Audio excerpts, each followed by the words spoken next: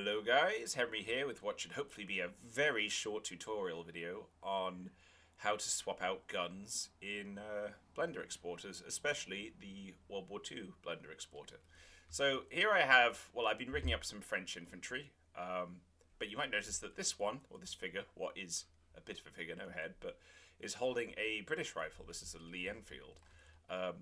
What if I'm importing guns, swapping them around different poses, and I want to line them up? Well, with the World War II project, I've taken care to make sure that different guns have the same center origin. So if you look at this object, this little dot here, the little yellow dot, that's the object's center about which it rotates, and when you set it coordinates in the transform menu, that's the center of the object.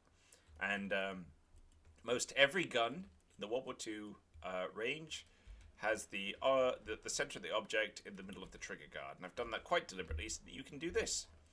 So dropping in here a French Mass 36. Both parts of this gun, the sling and the gun itself, have the same origin point, and if I select them and then hold the Shift key and click the Lee Enfield, then hold Shift and press S, which brings up this menu, I click Selection to Active, the gun pops in place. However, this gun, if you look at the rotation in the transform window, this window's open by pressing the N key, you'll see it's all set to 0 degrees. This gun has some rotation settings. I'm sure there must be a smarter way to do this. Unfortunately, I don't know how, but you have to manually, for now until I find a better way, copy over the rotation settings and just paste them into both parts of this gun. Z next.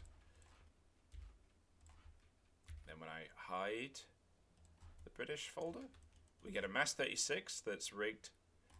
You might still want to fine tune it a bit. This looks fine, to be honest, but for some guns, like, it might not look quite right. But no, that was mostly fine as it was. And there you go. That's an easy way to copy guns between files, between poses even.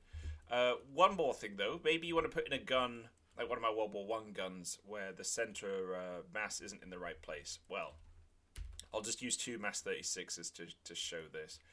Let's imagine, I've got two rifles here. Let's imagine one of these is a World War I rifle, and the center origin isn't in the right place.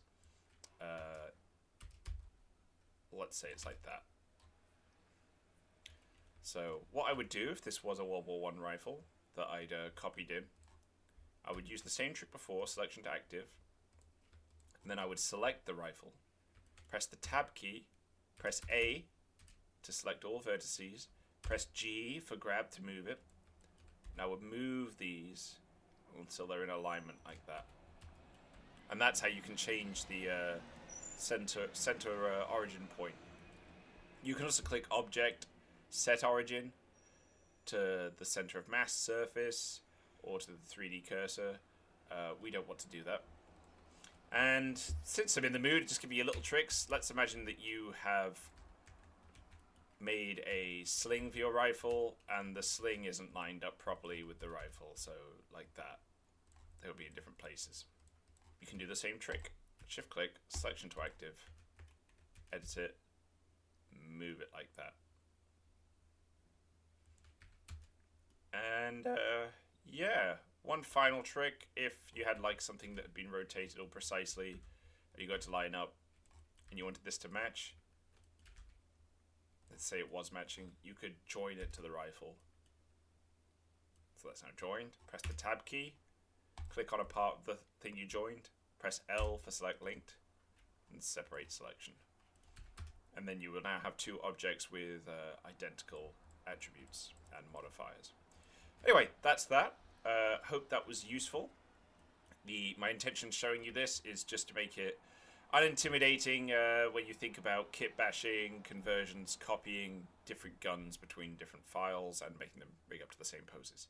Take care, happy wargaming, and please, if you're feeling generous, do support the World War II Kickstarter Battleground 1940 Blitzkrieg when it launches on September 27th. Bye-bye now.